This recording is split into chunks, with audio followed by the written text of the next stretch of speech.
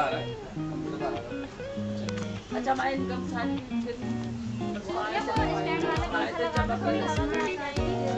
ये एड्रेस ही वाला नहीं वो सही नहीं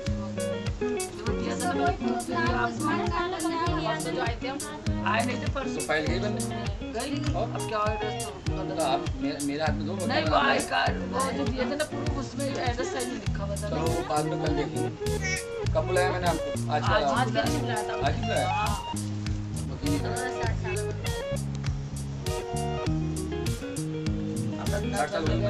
हमारी तो इनकारी नहीं आई, काहे की? वहाँ से लौट के चली गई। देखो इससे पहले तो दवाई मैं चली गई। एक आप सभी लोगों से गुजारिश है मेरी, मुझे कोई टेलीफोन मत करो। बिल्कुल कोई फोन पे करके नहीं कहेंगे कि राशन कार्ड कैसे बनेगा, आप बैठे हो नहीं बैठे हो, आप मीटिंग में है या नहीं है। कोई भी इसलिए देखिए आप 12 तो मुझे बज जाते हैं आप लोगों की खिदमत करते करते, फिर 2-3-4 घंटे मैं बच्चों के लिए कमा के भी नहीं लाऊंगा और आप लोगों से पैसा नहीं लेता हूँ, फिर ही काम करता हूँ। दूसरा, हाँ अगर कोई मजबूरी है, कोई अफसर नहीं सुन रहा है, कोई थाने पुलिस में आप लोग फंसे हुए हैं, कोई दिक्कत है तो ऐसे में मैं ज़रूर बात करूँ, फिर आप करें और मैं पूरा आपको बताऊँगा उस बात को, अगर हो सकेगा तो मैं उसको समझाऊँगा।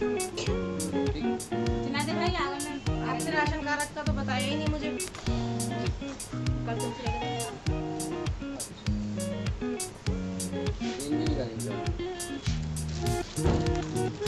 देखिए एक तो सभी को अस्सलाम वालेकुम। आज 3-4 जानकारियाँ हैं। सबसे पहले तो जो पीले राशन कार्ड के लिए हम बात करते हैं कि हमारे पीले राशन कार्ड के फॉर्म आने वाले हैं और वो राशन कार्ड किसके लिए होते हैं? गरीबों के लिए होते हैं। सरकार जो है वो गरीबी का प्रूफ है कि हम क्या गरीब कौन है। अब हमें खाने को भी नहीं है, हमारा रोज़गार भी नहीं है, हमारा कारोबार भी नहीं है और हम सरकार के सामने खड़े हो कहते हैं हम गरीब हैं। तो वो इस तरह नहीं माना जाता है जब तक हमारे पास कोई गरीबी का प्रूफ नहीं है। तो एक आसान तरीक़ा है हमें अपनी सरकार के सामने गरीबी पेश करने का कि हम अपनी आमदनी का सर्टिफिकेट बनवा लें।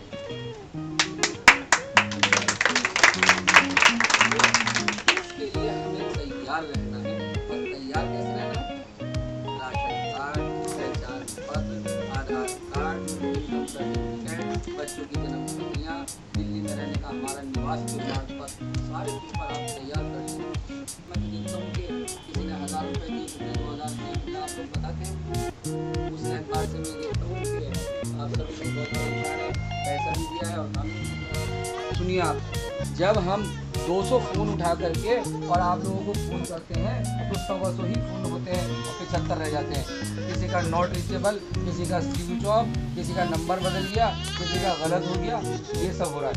तो एक मेरी बहन बैठी हुई थी तो बात ओबीसी सर्टिफिकेट की चल रही थी। ओबीसी क्या होता है?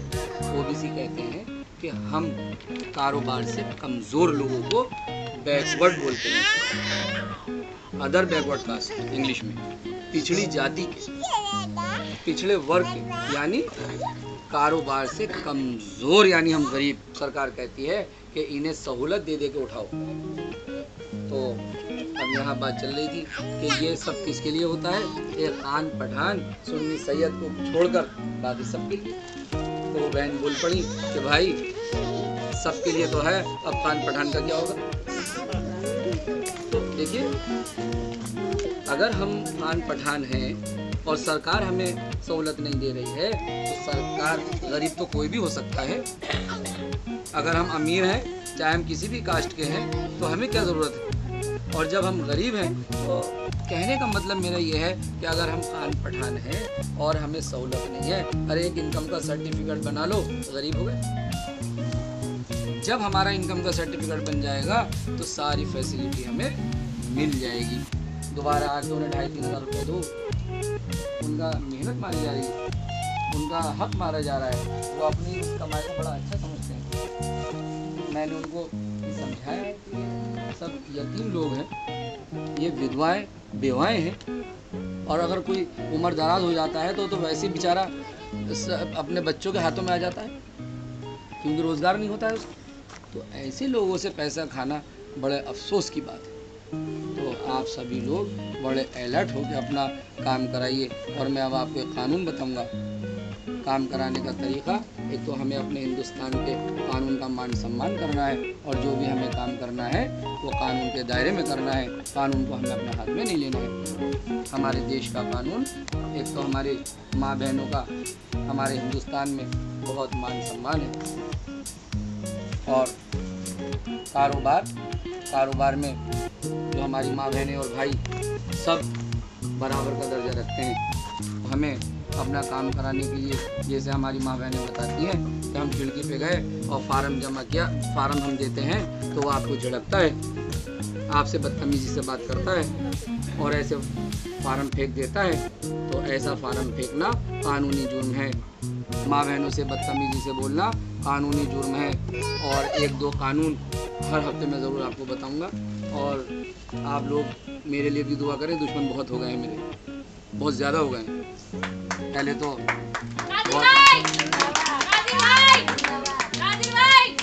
आप लोगों का काम करना, मेरी जगह कोई और बैठा होता तो यहाँ से भाग जाता। कोई ये सोचेगा अरे मैं फ्री भी काम कर रहा हूँ और लोगों से बुराई भी सुन रहा हूँ और दुश्मनी भी ले रहा हूँ, तो वो बैठेगा नहीं। ये तो अल्लाह ने मेरे दिल में आप लोगों के लिए मोहब्बत डाल रखी है, आपके काम करने के लिए। आपकी मजबूरी देखकर आज नहीं तो कल मरना तो ज़रूर है, बचना तो है नहीं। और अगर हंसते हंसते आप ही लोगों पे मैं शहीद होकर मर गया तो मेरी खुशनसीबी होगी। कोई मैं डरता नहीं बस। तो आप सभी लोग इस बात का ध्यान करें कि अगर कोई बुराई करे तो आप टक्कर से उससे जवाब दें और अपना काम इसी तरह कराएं। और राशन कार्ड, पहचान पत्र, आधार कार्ड, और इलेक्शन करीब है, जैसे नेता हमें इस्तेमाल करते हैं, अब हम भी होशियार हो जाएं कि जो हम नेताओं से अपना काम निकाल लें। 4 महीने 3.5 महीने इलेक्शन के हैं और इलेक्शन तक बड़े तकड़े स्कीमें आएंगी। और स्कीम का फ़ायदा हम कब उठाएंगे? जब हमारे पास सारे पेपर्स होंगे। पेपर्स तैयार रखें और उसके लिए इंशाल्लाह। और इन्हीं अल्फाजों के साथ मैं अपनी मीटिंग को ख़त्म करता हूँ और सभी को अस्सलाम वालेकुम।